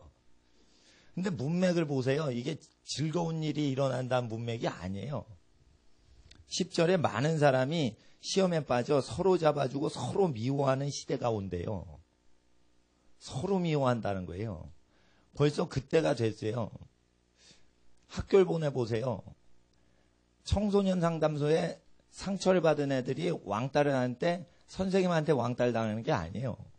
친구들한테 왕따를 당하는 거예요. 친한 친구인데 친할 친자에 오랜 친한 사람을 친구라고 그래요. 그러면 친하냐? 친구가 그럼 과연 친하냐? 할 때 친한 사람이 100명 중에 몇 명이 없어요. 다 경쟁자예요. 잘못 보이면은 이게 굉장히 어려워질 수가 있는 거예요. 그래서 서로 미워하고 서로 잡아 죽이는 형태로 조직이 가고요. 대기업체 입사를 해도 이거 대기업체 다니시는 분이 괴로워도 들으셔야 돼요. 피라미드 구조라 일을 잘해도요. 잘못 보이면은 그냥 승진이 안 되게 돼 있어요. 그러니까 그 사람이 열심히 일하고 착하고 근면하고 충성돼도 이게 정치적인 기업 내 노선이 그 제일 권력자하고 안 맞으면은 그 사람이 회사에 아무리 충성을 해도 그걸 뱉어낸단 말이에요. 결국은 입사할 때 수천 명이 같이 들어가도 20년 후에는 자리가 몇 명밖에 안 남아있는데 전 인생을 다 헌신하시면 지혜롭지 못하다 이거예요. 그래서 젊었을 때 위험스럽고 가난할 가능성이 있어도 자기가 90까지 산다 생각을 하고 그걸 보고 무언가를 할 줄 아셔야 된다는 거죠. 90살까지 여러분들이 살고 여러분 자녀가 또 90세, 100세까지 산다. 이러면은 주님 가까우신 예수님 재림하실 날이 더 가까운 시대예요. 그럼 이 재앙이 더 온단 말이에요. 그러니까 끝이 온다는 것은 재앙이 오는 날을 얘기하는 거예요. 그러니까 나라가 더 충돌하고 민족과 민족이 더 충돌하는 것이에요. 예수님과 복음을 위하여 너희가 핍박을 받으려 한 환란이 더 올 수가 있는 것이에요. 그래서 저는 목회를 어떻게 하냐. 저보다 뒤에 목회를 할 후배 전도자들과 후배 목사분들과 그런 분들 또 예언사역을 해도 마찬가지인데 교회 재산이 다 국가가 뺏어가더라도 복음이 증거되고 신앙생활이 가능할 수 있게 내 자신을 훈련시키고 있는 거예요, 사실은. 지금은 교회 재산이 많고 이러면 유익을 거둘 수 있어요. 근데 교회 재산이 많을 때만 목회를 하고 교회 재산 줄어들고 헌금이 줄어들고 뭐 이러면은 복음 전도를 못 한다면 환란을 예비하라는 예수님 말씀과 요에서 말씀을 믿지를 않고 순종치를 않는 사람이 되는 거예요. 그때는 준비한 사람은 버틸 수 있지만 준비를 하지 않고 요에서를 믿지 않고 마태복음 24장을 믿지 않고 사역하던 제사장들은 다 우는 거예요. 그러니까 하나님 앞에서 교회 성장하면 최고다 이래가지고 교회 재산을 예배당 짓는 건 좋아요. 왜냐하면 기도를 하려고 지으시기 때문에 기도할 장소 짓는 건 좋은데 예배당을 지어가지고 계속 교회를 키우는데 현찰을 모아놓을 필요는 없다고 생각을 해요. 교회가. 근데 교회마다 막 큰 교회 100억씩 현찰을 금융기관에 예치해놓고 그러는 부자교회들 많아요. 그렇게 될 때 또 100억으로 하냐 그런 게 아니에요. 또 100억을 또 꿔. 그래서 200억으로 뭐를 하려고 그래. 그리고 계속 그 빚을 또 갚아요. 그러니까 이게 금융업자하고 물려버리니까 이게 경제공황 보면은 그냥 큰 타격이 온다 이거죠. 경제공황이 오고 있습니다. 그래서 경제공황이 올 것을 대비해서 하나님 앞에 깨어 있어야 됩니다. 경제공황이 오고 있습니다. 옛날엔 70년에 한 번 왔어요. 근데 점점 이게 인터벌이 짧아집니다. 옛날엔 무슨 제품을 딱 만들면 이걸 오래 팔아먹었습니다. 요즘은 정보가 기술 공유를 많이 하기 때문에 금방 카피를 합니다. 그래서 그 제품 수명도 짧아지고 뭐든지 짧아집니다. 마지막 때는 하나님께서 인도해 주시는 지혜와 그 지식이 없으면 버텨나갈 수가 없게 됩니다. 그래서 하나님께서 마지막 때가 어떻게 되는지 잘 예비하라 하셨습니다. 천국 복음이 모든 민족에 증거되기 위하여 천국 복음이 온 세상에 전파되겠죠. 그제야 끝이 옵니다. 그러므로라는 것은 끝이 오므로라는 뜻이에요. 끝이 오면 뭐가 끝이냐? 거룩한 성전에 우상이 있으면 끝이라 이거예요. 그럼 죄가 차는데 어디까지 차오르는 거예요? 성전까지 죄가 차오르는 거예요. 성전까지 죄가 차오른다는 건 기독교 교회가 죄에 물들어서 세상화 된다는 것이에요. 그렇게 될 때 16절에 그때 유대에 있는 자들은 산으로 도망할지어다.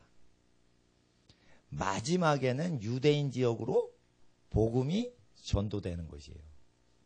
지금은 이방 선교 때지만 조금 있으면 유대인들이 회개를 하고 주님께 돌아와요.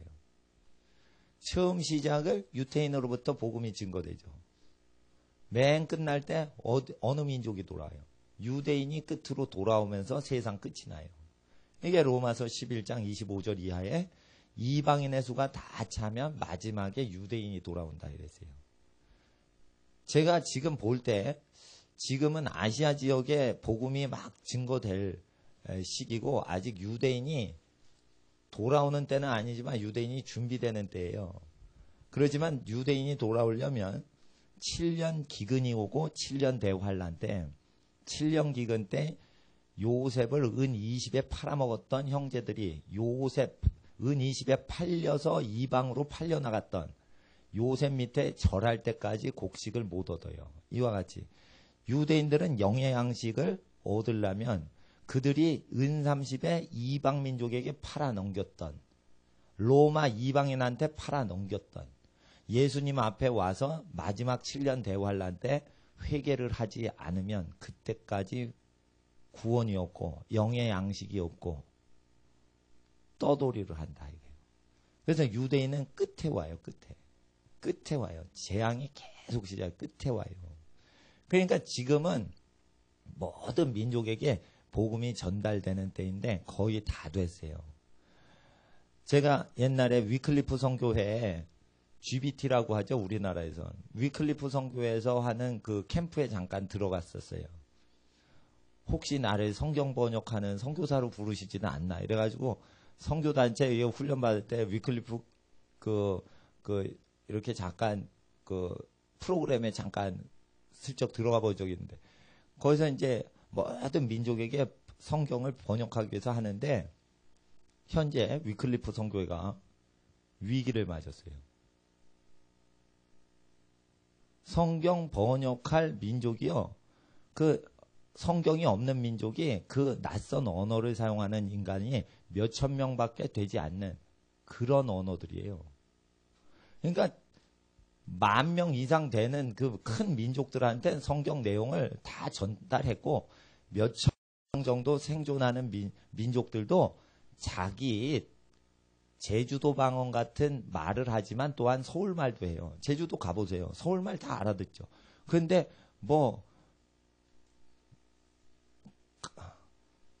흉내도 못 내겠네.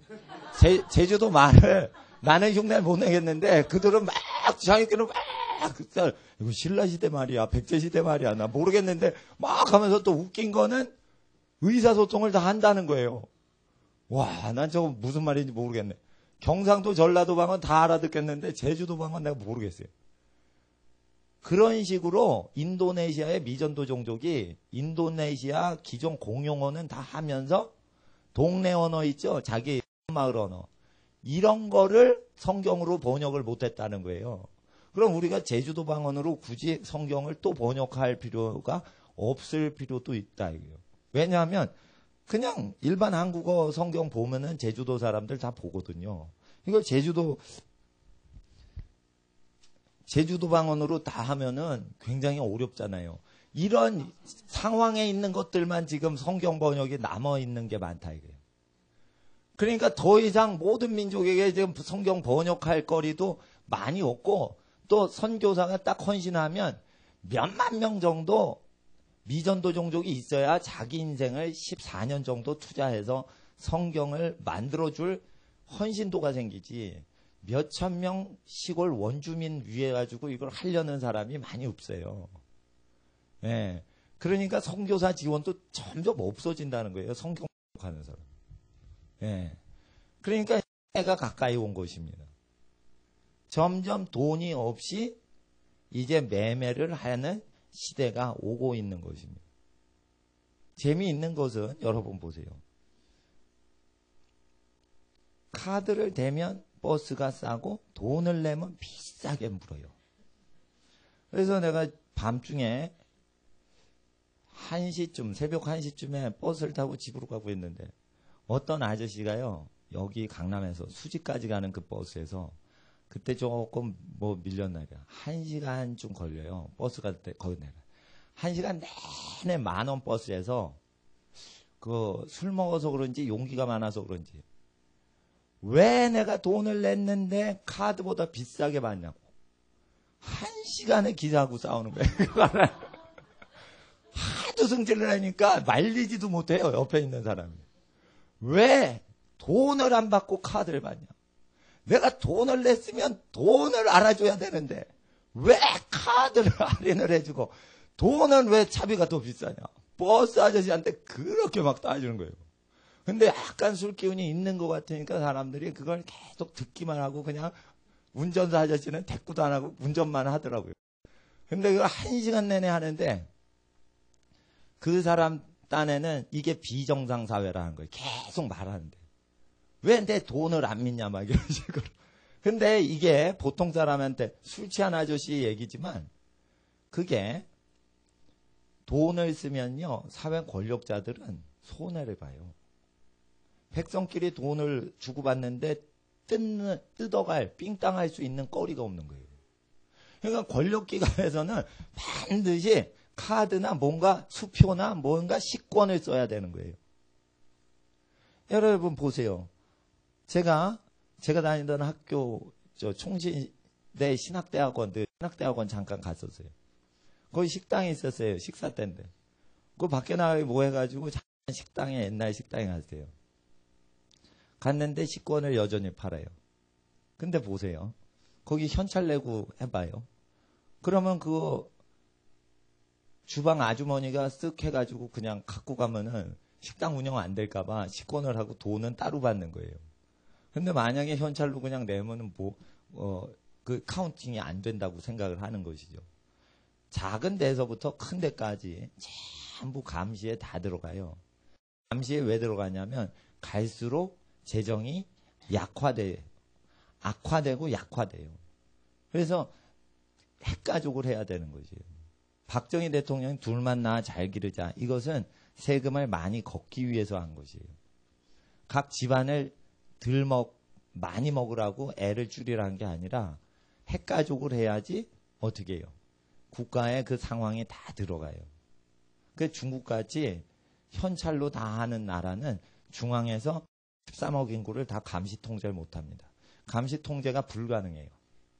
그래서 국가가 조직원을 동원해서 엄청난 비용으로 국민들을 감시하고 있어요. 무지무지 비용이 많이 들어요. 근데 미국은 다 수표를 쓰고 전부 시스템을 이용하기 때문에 국민 감시를 하는 비용이 미국은 들질 않고요. 그냥 대통령이 대학생 용돈 쓰는 것까지 바로 할 수 있어요. 수표로 다 하니까. 그러니까 감시나 도청할 필요가 없어요. 뭐든지 돈으로 되게 했기 때문에 돈이 들어가고 나오고 다 감시되면 다 되는 거예요. 그래서 미국 대통령이요, 한국 대통령보다 힘이 센 거예요. 중국 대통령은 겉으로는 힘 센데 사회 밑바닥까지 통제하는 힘이 없어요. 그래서 국가 돈을 많이 모으는 거예요. 국민한테 들어가 봤자 이게 회수가 안 되니까 국가 재산을 많이 외화를 보유하고 있어야 되는 거예요. 근데 미국 같은 나라는 조금 하면 그냥 다 수표를 쓰기 때문에 자기 재산이 없어요. 다 빚으로 해요. 집도 다 30년 빚져서 해요.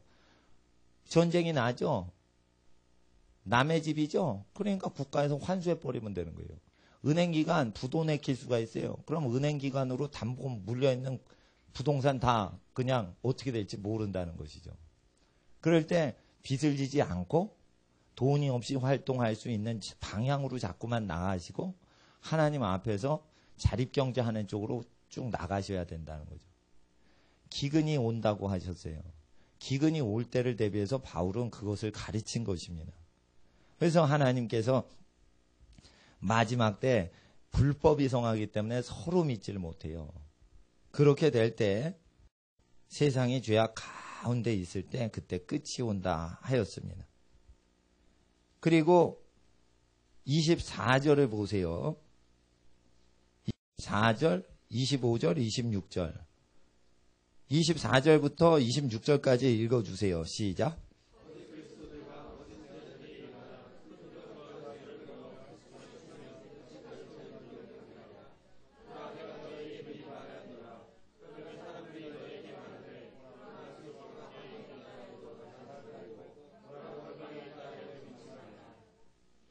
번개가 동편에서 나서 서편까지 범적인 같이 인자의 임함도 그러하리라. 그래서 그리스도가 재림하시는 것은 어떤 장소에 임하시는 게 아니라 온 영광을 가지고 온 하늘을 덮듯이 그렇게 오시는 거지. 빛이 번개가 하늘 이쪽에서 저쪽까지 천천히 나타내 한꺼번에 번개가 나타내 한꺼번에 번개불이 치듯이 하늘의 영광의 빛으로 오실 때 어느 동네로 오시는 게 아니라 우주적으로 오신단 말이에요.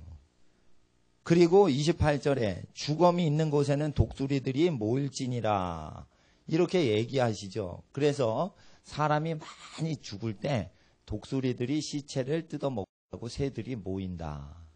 이렇게 돼 있어요. 그러니까 사람이 살 수가 없을 정도인데 새들이 사람을 공격할 정도로 사람 죽으면은 그 시체를 먹을 정도로 먹을 게 없는 것이에요.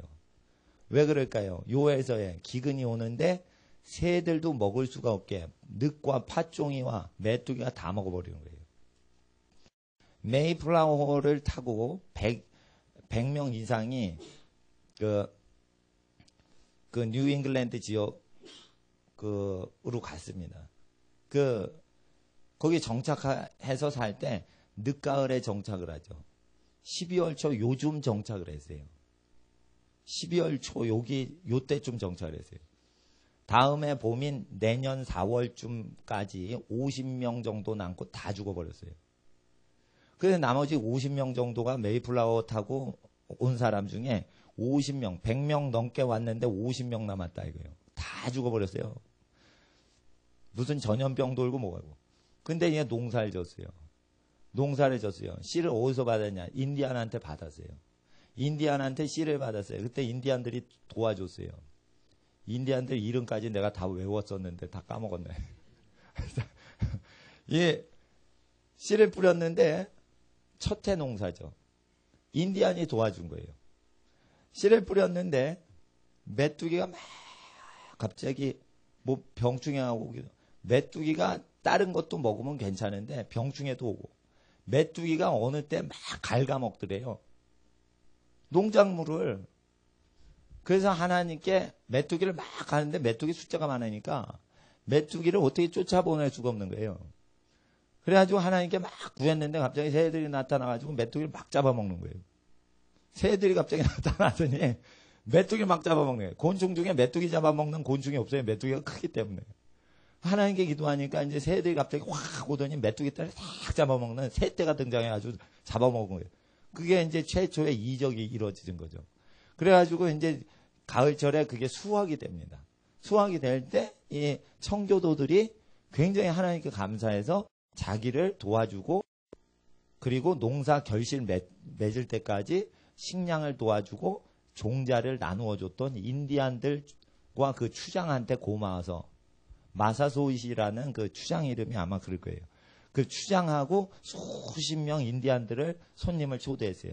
당신들이 우리를 종자를 나눠주고 또한 그 결실기까지 먹을 음식 없을 때 우리 모든 이 청교도들을 위해서 해주셨으니 우리가 믿는 하나님께 감사하면서 당신에게도 감사합니다. 이러면서 인디안들하고 최초의 추수감사절을 지내게 됩니다.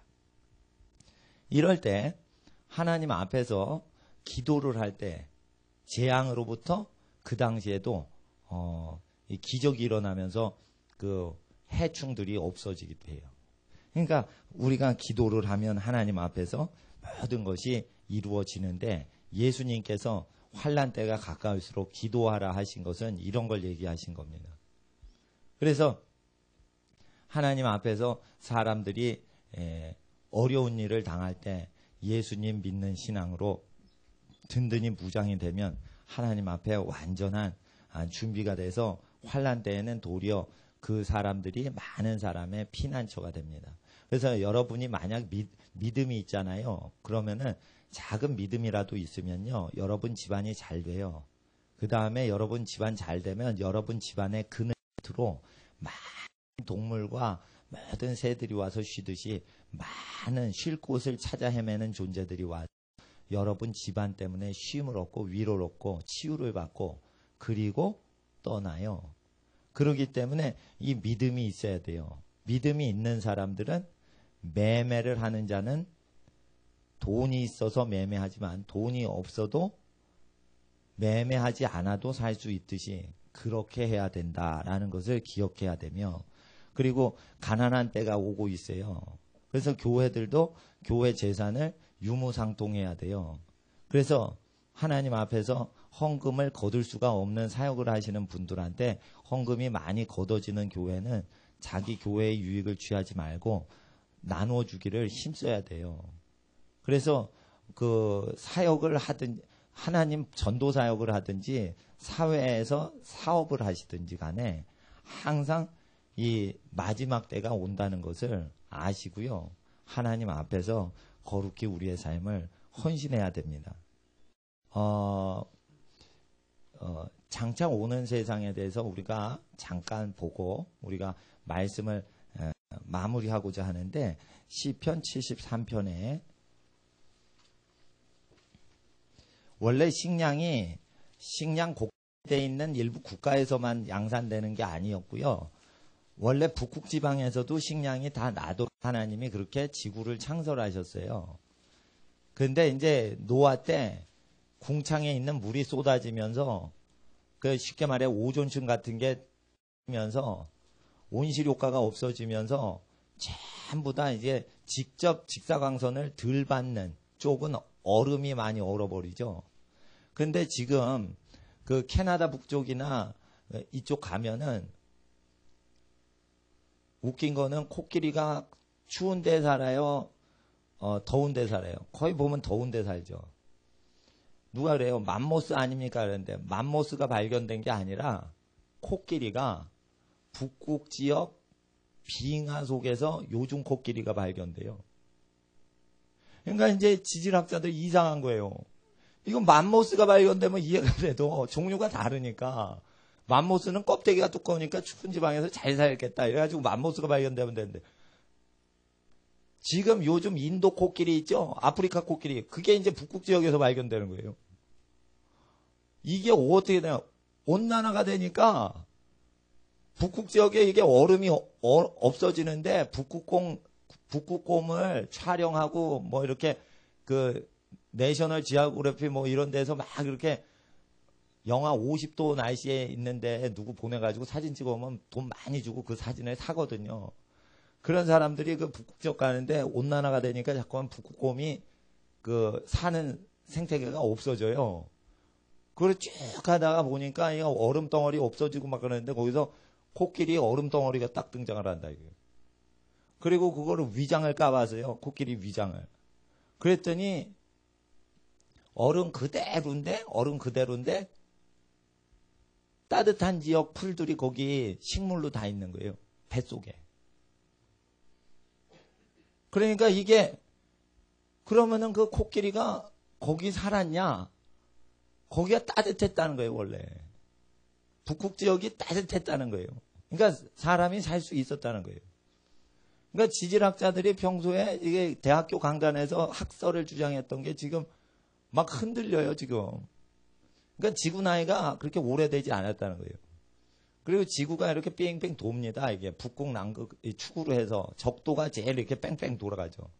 지금 속도로 뺑뺑 돌아가면 지구 질량이 무겁기 때문에 지금 팽이같이 옆으로 호떡같이 옆으로 늘어나야지 지구 수명이 150년 동안 현재 속도로 돌아오면은 지금은 구 형태가 아니라 호떡으로 됐어야 된다는 거예요. 수학 방정식을 풀면. 물리학에서 이게 원구가 돌 때 가속력이 붙어서 이 양쪽으로 적도적으로 삐져나오는 그 힘이 있어요. 물리학자가 계산을 150년을 해봤더니 현재 지구는 호떡 모양이 돼야지 계산이 정확히 150년이 된다는 거예요. 150년이 아니라 150억 년이 아니라는 거예요. 그러니까 물리학자하고 이제 진화론 믿는 지질학자하고 싸우고 있는 거예요. 근데 내가 볼 땐 물리학자 말이 더 정확한 것 같아요. 지질학자들 말보다. 하여튼 일단은 코끼리가 아프리카 코끼리, 인도 코끼리 지역 코끼리가 이제 북극 지역에서 막 발견되는데요. 히말라야 산 위에도 원래 곡식이 많았었던 거지요. 73편에 보시면 이게 장차 오는 세상인데 원래 에덴 동산을 아름답게 지으셨는데요. 72편이네요.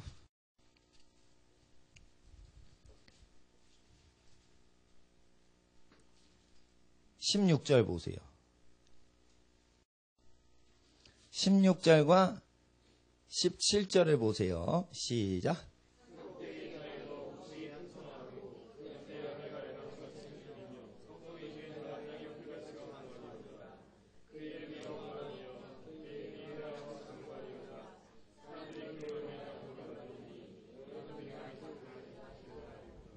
이것은 어떤 왕이 등장을 하는데 그 왕에 대해서 찬양하는 겁니다. 72장 1절 보시면 하나님이여 주의 판단력을 왕에게 주시고 주의 의를 왕의 아들에게 주소서. 저가 주의 백성을 의로 판단하며, 저는 왕을 얘기합니다. 주의 가난한 자를 공의로 판단하리니 의로 인하여 산들이 백성에게 평강을 주며 작은 산들도 그리하리로다. 이건 뭐냐면 왕이요 나중에 오셔서 의를 베푸시는데 그 왕의 이름이 예수 그리스도세요. 예수 그리스도께서 오셔가지고 솔로몬의 재판보다 더 지혜로운 재판을 하시는데 죄를 없애시는 재판을 하세요. 그랬더니 어떻게 되냐면 산들이 곡식을 내질 못합니다. 들판 곡식을 내요. 산은 추워가지고 곡식을 못 내요. 산들이 백성에게 평강 주고 작은 산들이 평강을 주는 이유는 산들이요 화곡과 열매를 내줘요. 그럼 왜 그러냐면 땅이 저주받아서 산꼭대기가 곡식이 없는 거예요. 그래서 원래 인간을 만드실 때 땅을 축복하시고 땅이 복이 있을 때 높은 산에나 낮은 들에나 화곡이 만발했던 것이죠.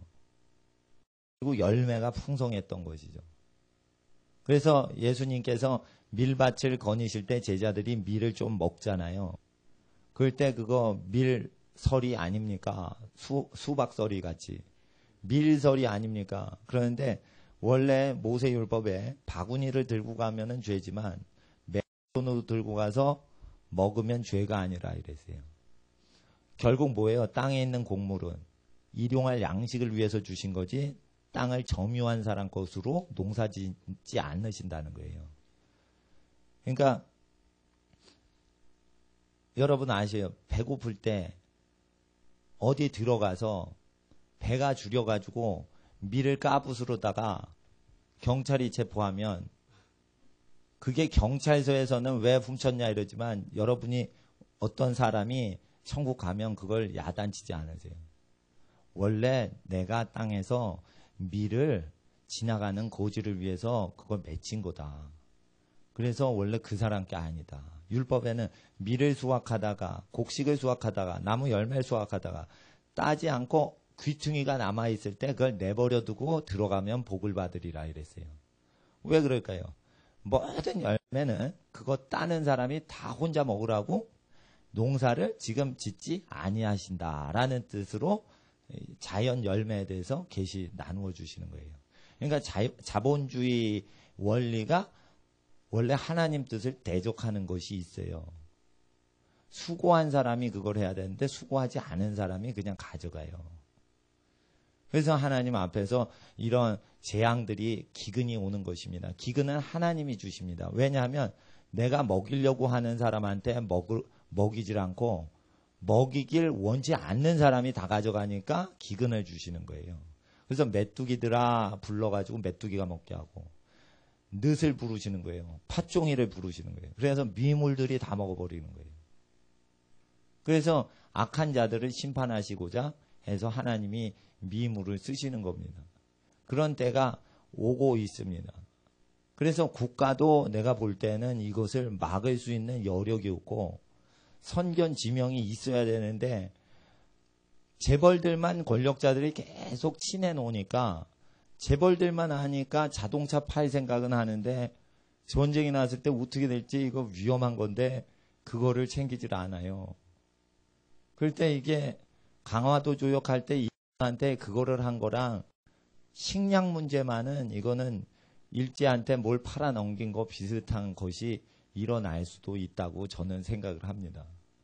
그래서 식량 문제가 국가적으로 어려울 때 하나님께서는 그 국가가 감당 못할 땐 꼭 가족끼리 보호하도록 해주시기 때문에 가족끼리 성령 충만하셔야 됩니다.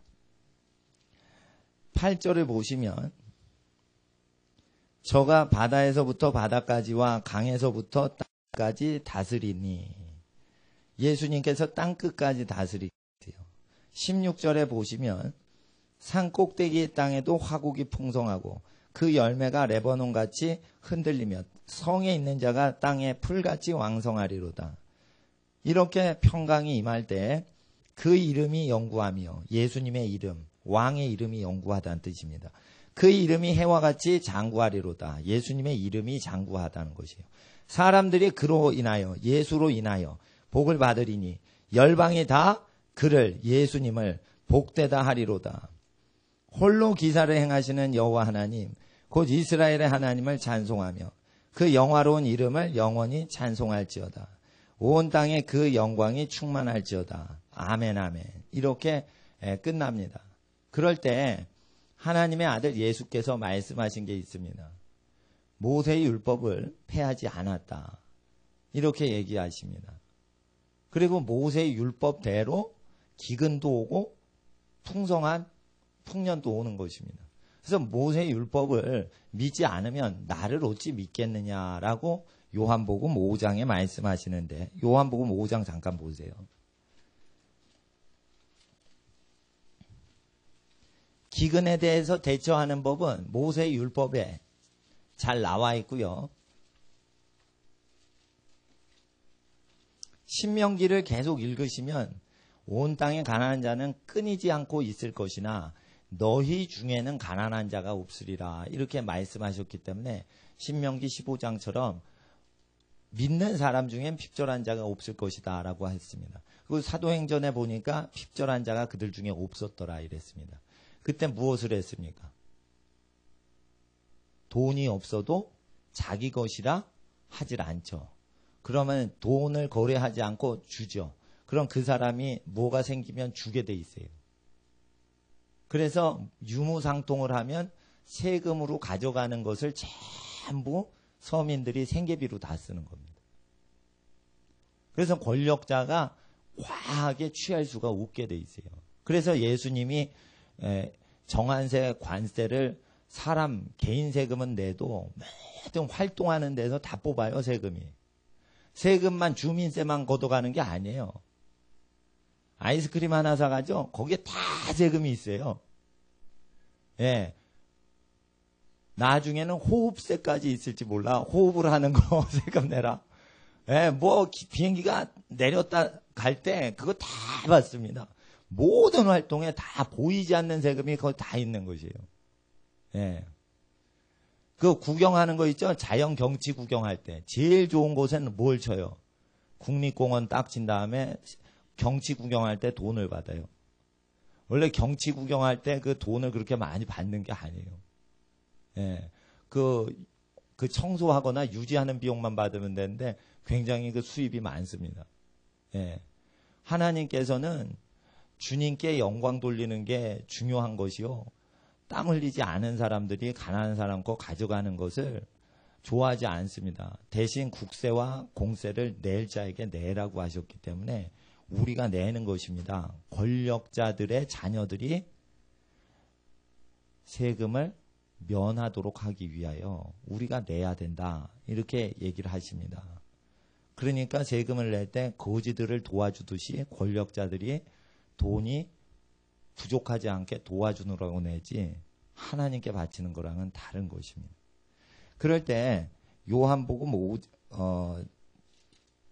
어디를 보시냐면요. 5장에 45절 44절 너희가 서로 영광을 취하고 유일하신 하나님께로부터 오는 영광은 구하지 아니하니 어찌 나를 믿을 수 있느냐. 너희를 아버지께 고소할까 생각지 말라. 너희를 고소하는 이가 있으니 곧 너희에 반하는 자 모세니라. 46절을 읽어주세요. 시작.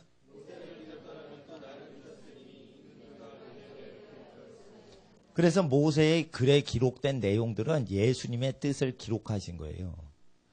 그래서 모세의 율법은 폐해지지 않은 것이에요. 단지 바울이 얘기했던 것은 할례와 무할례는 아무것도 아니니까 율법에서 말하는 할례법은 하지 않아도 된다. 왜냐하면 예수님이 살찌고 피 흘리셨기 때문에 우리는 나머지 그의 계명만 지키면 된다. 이러고 모세의 계명을 지키라고 했어요. 바울이. 10계명 지키라고 했어요. 그리고 여러 가지 계명 지키라고 했어요. 그리고 토지법이 있어요. 토지법 지키라고 했어요. 50년째는 토지가 없는 집안으로 토지를 국가에서 무상으로 배분해 줘야 된다. 이렇게 돼 있어요. 그러니까 여러분이 토지를 얻으려면 20억을 모아할 필요가 없어요. 가구당 한 1000평씩 얻는다. 한 20억 모아야 되잖아요. 50년 그냥 기다리면 극빈자도 토지를 회복하는 거예요. 왜냐하면 토지를 제조한 인간이나 국가는 없는 거예요. 국가가 토지를 제작한 적이 없어요. 그래서 공기도 국가가 만든 적이 없어요. 시냇물도 국가가 만든 적이 없어요. 토지 역시 시냇물과 똑같아요. 국가가 만든 적이 없어요. 그래서 뭐예요? 인간이 만든 적이 없는 것은 50년째 되면 그 사용권만 50년이기 때문에 돌려줘라 이런 거예요. 그거를 안 지키면 토지값이 폭등이 돼서 부동산 투기가 일어나는 거예요. 그래서 그거를 회개를 안 하면은 천국에 못 간다 이렇게 얘기하실 때 돈 좋아하는 사람들이 회개를 안 하고 모세의 율법을 말은 하는데 지키진 않아요. 요즘 믿는 사람들 역시 마찬가지예요. 그러니까 이 경제 공의에 대해서 우리가 깨닫지 못하면은 천국에 못 가요. 바리새인도 못 가요. 그럼 회개 안 하면 요즘 목사들도 못 가는 거예요. 그래서 하나님 앞에서 이 경제법을 이 시대에 2011년 후반기에 우리가 다시 생각하는 건 굉장히 중요한 것인데 멀리는 천국에 들어가는 회개의 근거로 이것이 우리의 삶을 인정해 줄 뿐 아니라 또한 하나님 앞에서 다가오는 재앙에서 우리의 모든 사랑하는 교우들의 가정들을 건져주신단 말이에요. 어떤 이는 그래요. 누가 천국에 들어갑니까? 그렇게 가리키면. 그럴 때 우리는 예수님 분부하신 말씀 그대로 증거해야 돼요. 사람은 할 수 없지만 하나님 말씀을 선포해서 이 경제 공의에 대해서 믿는 자들은 믿음의 법으로 다 그게 됩니다. 예수님의 말씀을 믿어지십니까? 할 때는 못 믿겠어요. 이러면은 구원이 안 되는 거예요. 어릴 때부터 율법의 계명을 다 지켰다라고 자기가 말을 하더라도 그때 옆에서 베드로가 우리는 다 지켰나이다 이러면서 실제 지키는 사람들 나타나죠. 이와 같이 많은 사람들이 예수의 말씀을 누가 믿고 그대로 누가 지켜 하지만은 보세요. 주위에 수많은 사람들이 우리는 모든 걸 버리고 주를 쫓았나이다. 이런 사람들이 나와요. 그러니까 하나님 앞에서 세상적인 사람이 말씀 가리키면 아무도 복음서 말씀 못 지키고 이렇게 가르치지만 그리고 그렇게 배우지만 하나님 말씀대로 사는 사람들은 옛날에는 이런 말씀대로 살지 못했으나 이제는 누구든지 회개하면 이 말씀대로 살 수 있습니다. 이렇게 가르칩니다. 그리고 실제 그렇게 살아갑니다. 그리고 많은 무리들이 그렇게 살아갑니다. 그럴 때 거룩한 자는 말세에 더 거룩해지고 더러운 자와 악한 자는 더 악하고 더러워집니다. 그럴 때 하나님 앞에서 우리가 예수의 말씀을 생각하면서 환난을 대비해서 하나님 앞에 거룩한 믿음으로 살아갈 때 부요에도 처하며 궁핍에도 처하는 일체의 비결을 배우는 여러분과 복된 여러분 가정 되시길 이름으로 축원합니다. 이 시간 기도하겠습니다. 아버지 하나님 말세를 맞이하여 기근을 대비하는 믿음으로 우리를 인도해 주시옵소서. 경제가 불안정하고 사람들이 일해서 먹고 살 수가 없기에 주식 투자나 로또 복권이나 투기성 산업에 집중하는 시대가 되어서 일을 열심히 하는 자는 어려움이 많이 일어나는 시대가 되었습니다. 하나님 이러한 때에 우리를 믿음의 자손으로 불러주시고 믿음으로 기도로 하나님 앞에 나아가서 온전히 장차 오는 여러 가지 환난과 재앙에서 우리를 건지시는 하나님을 신뢰하게 하였으므로 아버지 하나님 기록된 말씀이 우리에게 분부하시는 내용 따라 그대로 하나님을 신뢰합니다. 장차 사람들이 사람을 서로 잡아 죽이고 서로 미워할 때에 너희는 서로 사랑하라. 너희는 돈이 없이 서로 주고 돈이 없이 서로 받고 자기의 것을 자기 것이라 주장하지 않고 빌려주고 빌려받고 하나님 앞에 사랑하는 모든 관계로 일상에 매일매일 살아갈 때 그 쌓인 모든 친분과 신뢰의 관계가 마지막 날에 경제적으로 파탄이 나고 국가가 부도가 나고 회사가 집단적으로 도산이 되어갈 때 아무 데서라도 돈을 벌 수가 없는 시대가 될 때 어디서라도 곡식을 얻을 수가 없는 시대가 될 때 하나님의 오병이어의 기적과 또한 유무상통하는 모든 공급하신가 까마귀를 동원하여 먹이시는 역사와 또한 과부의 집에 가난한 집에 곡식과 기름이 넘쳐나는 이적들이 여기에 있는 모든 집안들에 넘쳐날 것을 기대합니다. 아버지 하나님 있는 자는 있을 때 없는 자와 같이 활동하며 아버지 하나님 앞에 매매하는 자는 매매할 수 없는 시대가 된 듯이 살아가는 믿음 연습을 날마다 할 수 있도록 날마다 있게 하여 주셔서 사람이 돈을 집착하여 사람을 죽이는 데까지 내어주는 시대가 될지라도 우리는 죽임에 내어주는 모든 사람들을 다시 건져내고 구원하는 하나님의 거룩한 백성이 되게 하옵소서. 아버지 하나님, 고아들을 수출하는 1위 국가가 된 한국이 많은 갓난아기를 미국에 세계에서 가장 많이 입양 보내는 저주받은 국가가 되었으나 이제도 버려지는 어린이를 입양하는 귀한 고아들을 집으로 품는 귀한 가정들이 많이 있습니다. 주님, 그러한 가정들이 많을 때 세상의 악한 사람들이 자기 자식을 낳아놓고 한 번도 얼굴 바라보지 않는 그러한 때에 우리가 회개의 복음, 거룩의 복음, 모세처럼 어린아이를 건지는 믿음의 복음을 증거하는 모든 집안마다 복의 복을 더하시고 은혜를 더하소서. 가난한 자를 위하여 기도하며 홀로 된 자를 위로하고 하나님 앞에 거룩히 살고자 하는 모든 자들에게 서로 응원하며 격려하는 신앙생활로 나아갈 때 우리는 파티를 하지 않고 기도하겠나이다. 우리는 부르짖어 기도하겠나이다. 아버지 하나님, 기도하는 모든 심령 함께 하시고 또한 항상 기도하되 또한 오후에 기도할 때 주일날 기도로 섬기는 모든 심령과 하나님 앞에 깨어있는 모든 심령들마다 주의 나라 임하시고 기근 때 공급하시고 추울 때 따뜻하게 하시고 하나님의 모든 공급하심이 가난이 온 세계를 덮일 때 아버지 하나님 앞에 부심이 전혀 없는 하나님의 권속되게 하옵소서. 이를 위하여 우리를 위해 중보하시는 예수여, 우리가 예수의 말씀을 의지하여 환난이 올 걸 대비하고 기도하며 깨어 있습니다. 부한 집안도 깨어 있게 하시고 가난에도 깨어 있게 하사 아버지 하나님 앞에 늘 영광 돌리게 하옵소서. 거룩하신 예수여, 오셔서 주의 이름을 부르짖을 때 주의 뜻을 이루어 주시옵소서.